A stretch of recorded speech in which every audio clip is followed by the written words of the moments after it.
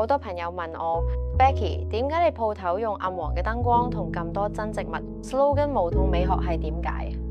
現代人長時間對住電話同手機，暗黃嘅燈光令到客人踏入門口，眼睛已經放鬆，而且又返到屋企嘅溫暖感。店內放置植物，植物會釋放好磁場淨化環境，令客人身心叉電。店中帶有淡淡香薰，令人感覺平靜。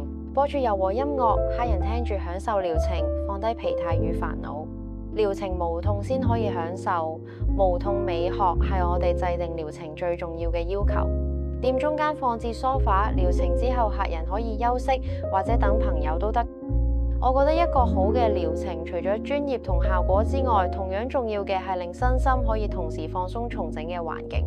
我哋重視客人視覺、聽覺、嗅覺同埋觸覺，為佢哋帶嚟真正享受放鬆嘅一刻。